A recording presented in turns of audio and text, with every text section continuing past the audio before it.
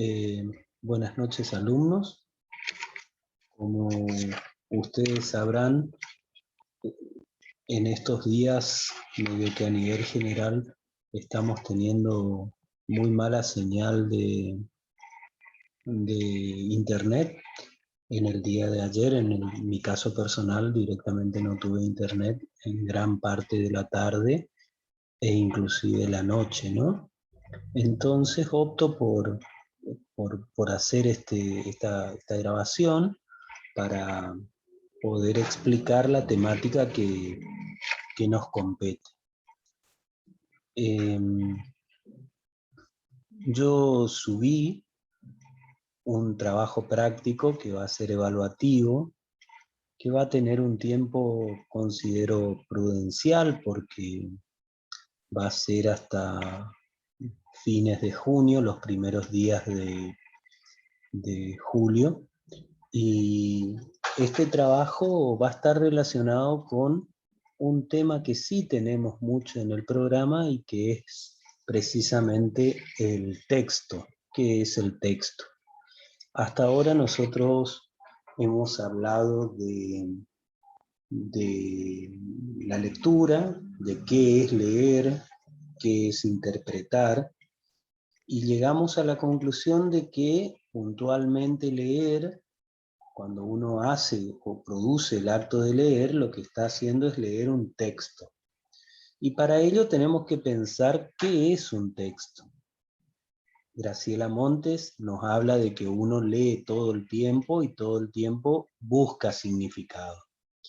Pero bueno, vamos a tratar de pensar a ver qué es puntualmente leer. Y para ello yo preparé un pequeño PowerPoint que les puede servir a ustedes de guía, como para ir, bueno, tratando de comprender esto que es leer, ¿no?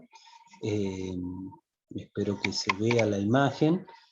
eh, y bueno, vamos a analizar un poquitito, ¿no? A ver qué se interpreta por el acto en sí de leer.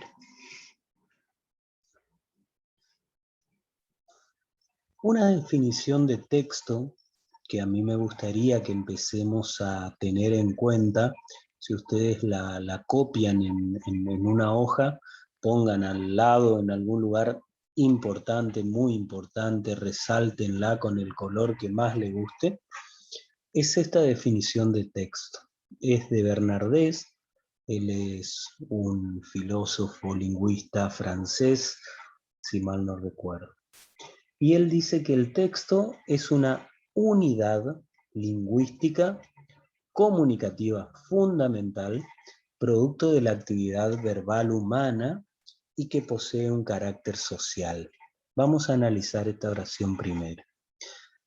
Dijimos anteriormente que texto, la palabra texto significa tejido, y es un tejido, es una tramoya de palabras que se van uniendo y van adquiriendo un sentido. Pero ese texto, o sea, ese tejido, es una unidad. Esas palabras funcionan como una unidad, son únicas dentro de un determinado contexto. Es fundamental porque de esa forma nosotros nos comunicamos todo el tiempo a través de textos, ¿sí? Esos textos están en un contexto determinado, en un momento, en un lugar, en una hora, y esa hora no puede ser manipulable. No es lo mismo que yo diga buen día a las 7 de la mañana a que yo diga buen día a las 10 de la noche. Luego dice, producto de la actividad verbal humana y que posee un carácter social. Si nosotros pensamos un poco, los animales también se comunican. ¿Quién no ha escuchado el trinar de un pájaro? ¿Quién no ha escuchado el balido de una vaca, de una oveja, de un toro, etcétera? ¿Quién no ha escuchado a una rana croar? Ahora, ¿qué diferencia hay entre ese acto comunicativo y el nuestro? Que el animal lo hace por instinto. Entonces, nosotros también tenemos cierta parte de intención comunicativa instintiva, pero nosotros elegimos cómo comunicarnos. Nosotros elegimos qué palabra utilizar. Nosotros elegimos, en todo caso, en qué momento poder comunicarnos. Fíjense que una creencia muy acertada, por cierto, es que si la rana empieza a croar, ¿qué es lo que va a suceder? Va a llover. Y eso está comprobado, es así. ¿Pero por qué? Porque la rana percibe los cambios climáticos y eso va produciendo cierta excitación, por así decirlo, en su cuerpo, y busca precisamente a otra rana para aparearse. Entonces, es una cuestión puntualmente que está relacionado con lo instintivo. Nosotros elegimos cómo, cuándo, dónde y por qué comunicarnos. El segundo punto dice, se caracteriza por su cierre semántico y comunicativo. ¿Qué significa semántica? Estaría bueno que lo busquen en el diccionario para ampliar, pero para no tardar tanto, yo le voy a dar una explicación simple de lo que significa un seman. El seman es el significado de la palabra, por eso es que se dice semántico. ¿Cuál es el significado semántico de una palabra? O sea, una palabra tiene una pluralidad de significados. Entonces, depende también de un contexto, es el significado que nosotros le damos. Pero cuando nosotros hablamos de cierre semántico, estamos hablando de significado de esas palabras. Y por último, menciona la idea de coherencia. Coherencia. Y ahí está bueno que se replanteen un poco a qué se llamaba coherencia o qué denominaban ustedes como coherencia. ¿Sí? Acuérdense que la coherencia es una de las características indispensables del texto. Si un texto no tiene coherencia, y difícilmente sea entendible. ¿Sí? Bien, esta es una definición de texto y es la definición de texto de Bernardés. A continuación, podemos observar otra definición de texto. En este caso, el autor es Yuri Lotman, él es ruso, él trabaja mucho la idea de semiesfera, de significado, él es un semiótico. Lo que dice Yuri es lo siguiente, que un texto es un complejo dispositivo que guarda variados códigos. Es capaz de transformar los mensajes recibidos y de generar nuevos mensajes. Un generador informacional que posee rasgos de una persona con un intelecto altamente desarrollado. Yuri Lotman se asemeja mucho a lo que piensa Graciela Montes. Piensen ustedes en esta definición. Dice, es un complejo dispositivo que guarda variados códigos. ¿Cómo códigos? ¿Acaso los códigos no eran lo lingüístico, por ejemplo, lo escrito, oral? ¿Cuántos códigos puede haber? Es que acá viene el tema. Cuando nosotros nos estamos comunicando, entran en juego un sinnúmero de códigos que acompañan a lo lingüístico. El timbre de la voz, la pausa o no que puedo hacer, el tono de la voz, si alzo o no. ¿Acaso no conocen personas que parece que todo el tiempo están enojadas? Entonces, cuando habla de un complejo dispositivo, está hablando de que a la hora de reproducir un texto, en realidad entran en juego muchos factores, hasta los estados de ánimo. Esos factores nosotros le vamos a dar el nombre de competencias. Vamos de nuevo con esto, por favor.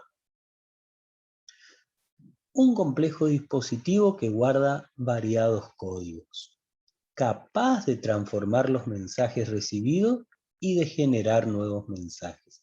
Y acá yo los invito a que piensen en una obra de teatro. Una obra de teatro, si no les gusta el teatro, una película de cine. ¿Cuántos procesos tiene?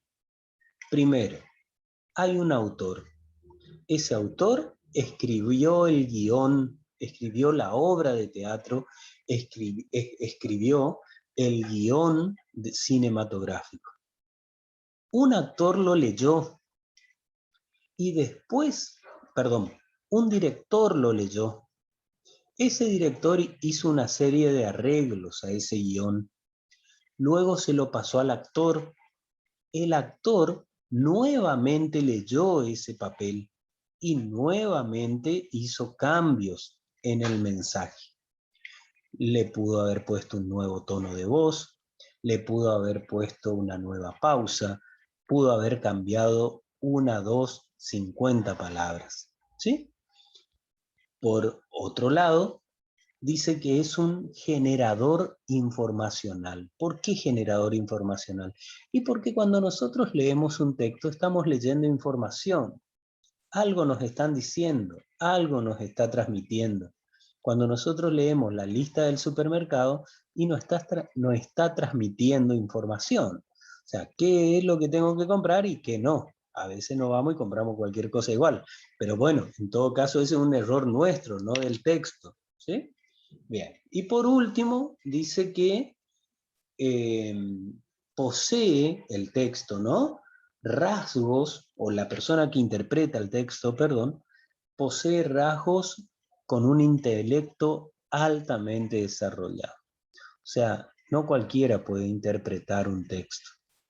Una persona que por ahí no sabe leer, no tiene sentido que yo le alcance una novela, porque, bueno, no la va a poder leer. Si a nosotros, a cualquiera de nosotros, nos pasan un texto escrito en árabe, y bueno, quizás tampoco lo podamos leer, ¿no? A eso más o menos hace mención. Vamos a una tercera definición de texto. Estas definiciones no se contradicen, sino que es como que se van ampliando un poquito más, nada más. Y esta última definición de texto es donde me quedo, ¿no? Esta la pueden encontrar en internet con facilidad o en cualquier libro de secundaria. En realidad yo la tenía guardada y no me preocupé por ver de dónde salió, pero tiene una información certera, así que no hace falta dudar o ir a la fuente para ver si es cierto o no lo que es. Y además hay cosas de esta que ya las hablamos. Dice que la palabra texto, ¿no?, tiene su origen en el latín, textus, describe un conjunto de enunciados. ¿Se acuerdan lo que era un enunciado? Era una frase, una palabra, un algo que yo produzco en un lugar, en un tiempo determinado y en un momento único. Ese tiempo no se modifica. Entonces, es un conjunto de enunciados que permite dar un mensaje coherente y ordenado. Y acá ya tenemos otra característica para sumar al texto que mencionaba anteriormente, que era la coherencia. Todo texto tiene que ser coherente. Y acá habla de orden. Y cuando habla de orden, yo los invito a ustedes a que piensen en una receta de cocina. ¿Cómo carancho podemos hacer una receta de cocina si empezamos por poner en el horno 45 minutos? Ahí nos damos cuenta la importancia que tiene precisamente la idea de orden. Bueno, pero le agrega otra cosita a esta definición y dice, ya sea de manera escrita o a través de la palabra. Cuando habla de la palabra se refiere a la palabra oral. Se trata de una estructura compuesta por signos. Esos pueden ser signos lingüísticos orales o pueden ser signos lingüísticos fonéticos, como los que estoy utilizando en este caso. Y una escritura determinada que da espacio a una unidad con sentido. Fíjense que otra vez aparece la palabra sentido. O sea, todo texto tiene que ser sentido, tiene que tener sentido para precisamente ser considerado un texto. Estas características son indispensables para que un texto sea precisamente un texto. Una de esas características es la coherencia. La otra es la cohesión. Y la otra es la adecuación. Bien. En lo personal, sin contradecir a ninguna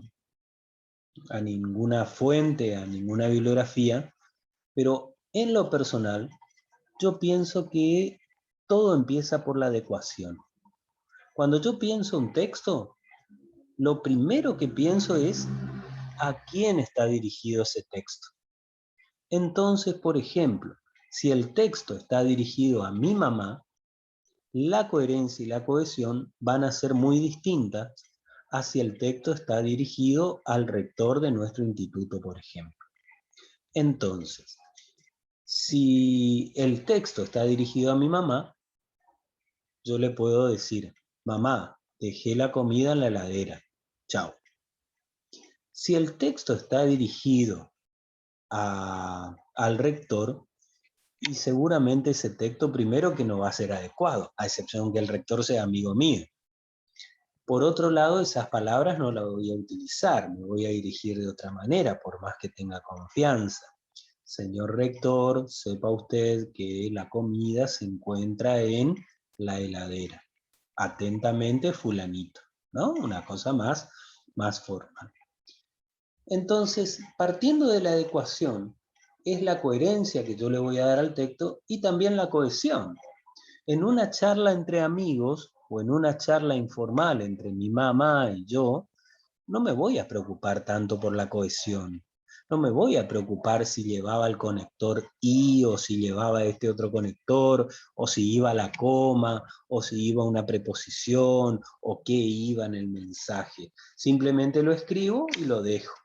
Puedo tener un poco más de cuidado, puedo tener un poco menos de cuidado, pero la intención comunicativa prioriza por sobre la coherencia y la cohesión. ¿Sí? Una vez que nosotros tenemos en claro estas características que mencionaba anteriormente, tengo que pensar en estas propiedades que tiene todo texto. Unas son propiedades superficiales, la otra son propiedades un poco más profundas. Lo superficial, ¿qué es lo superficial? Y es lo que yo reconozco a simple vista.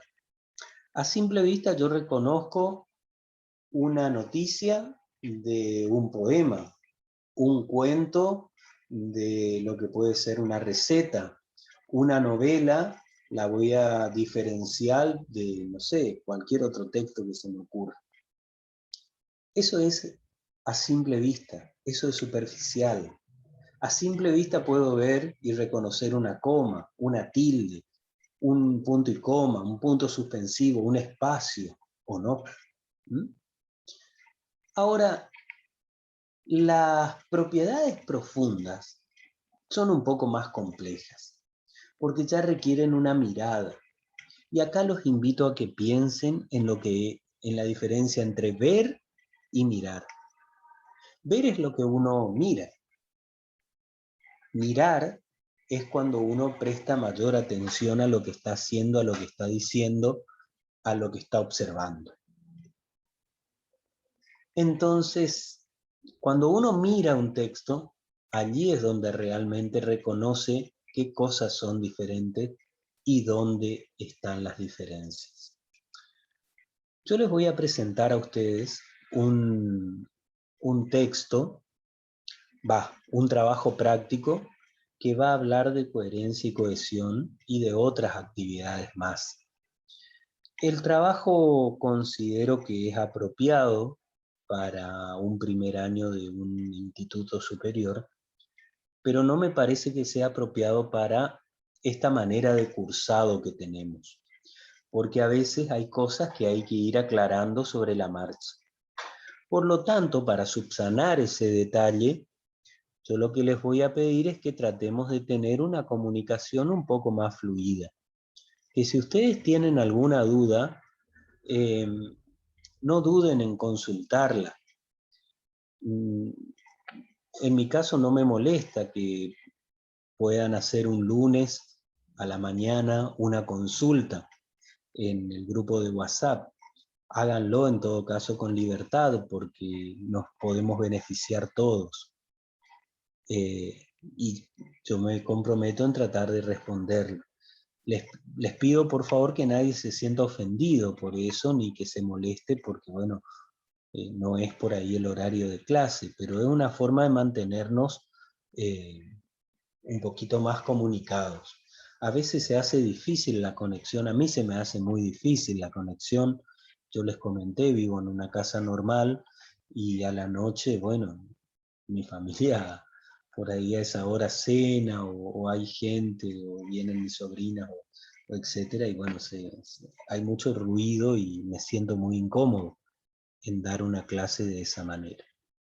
Termino un poquito este panorama y después me voy a centrar en el trabajo práctico, ¿sí? Estas tres características del texto, le decía ya hoy, lo había aclarado, para mí este es el orden importante para que haya una verdadera comunicación. Primero, la adecuación. Todo texto que ya sea haya sido escrito u oralizado, tiene que ser utilizado en un momento y en un lugar determinado y con un fin determinado. Eso es la adecuación. La coherencia es lo que hace que un texto sea precisamente un texto, sea entendible, transmite ideas. El texto puede ser muy lindo, pero si yo no lo entiendo, no tiene coherencia. Entonces, se dice que la coherencia de un texto es cuando las ideas están enlazadas de una manera lógica. Y por último, la cohesión. La cohesión es la relación que se establece entre las palabras en un texto. En la definición que nosotros tenemos allí, dice que cualquier texto constituye una unidad con un principio, un desarrollo y una conclusión. Ese es un esquema natural de cualquier trabajo, de cualquier texto. Primero lo presento, luego lo desarrollo y luego le tengo que dar un cierre. Eso es en todo así, gente. En la vida cotidiana nosotros hacemos eso. Cuando llegamos a un lugar, a una panadería a comprar pan, ¿qué es lo primero que hacemos? Buen día. Bueno, eso sería la introducción. Me da 1 kilo de pan, ese sería el desarrollo. Y cuando me terminan de pagar, me terminan de dar el vuelto y me dan el pan o lo que sea, hasta mañana, esa sería la conclusión. Es un orden natural que tiene, ¿sí? Hasta ahí más o menos nosotros estamos con lo que es el texto y las características que tiene por ahí un texto, ¿sí?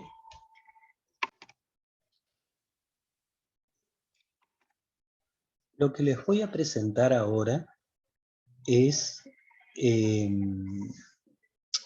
lo que va a ser el trabajo práctico, a ver si lo puedo compartir un poquito. A ver dónde carancho estaba, que es lo importante de todo esto, ¿no? Me parece que era esto.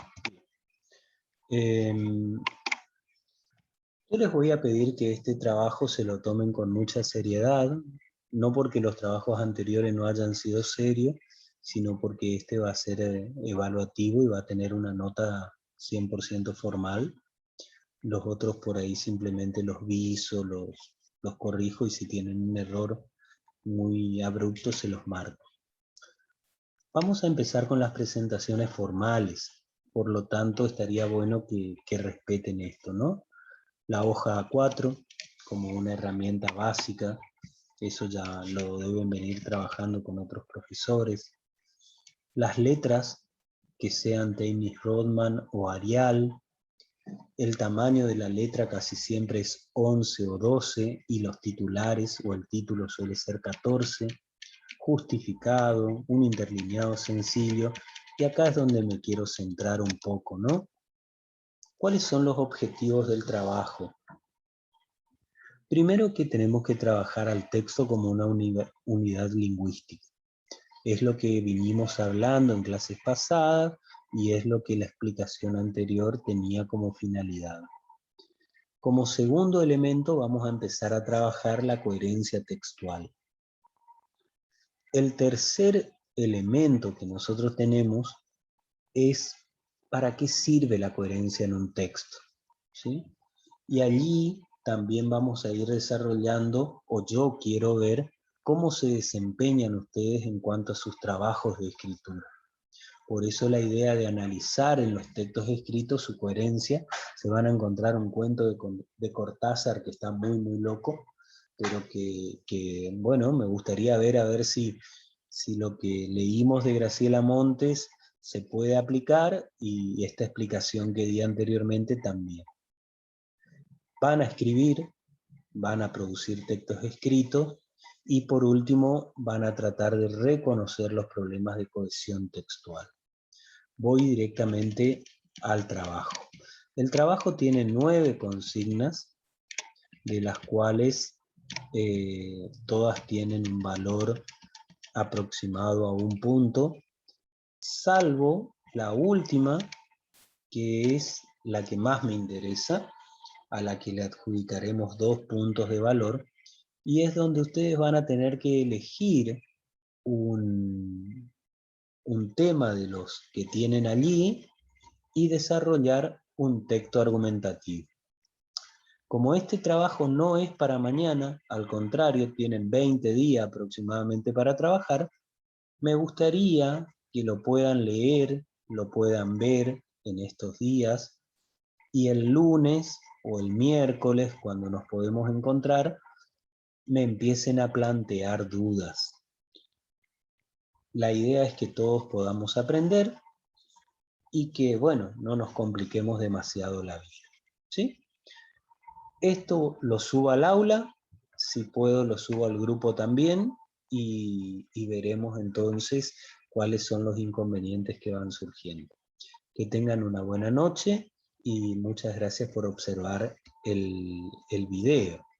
Trataremos bueno, de seguir compartiendo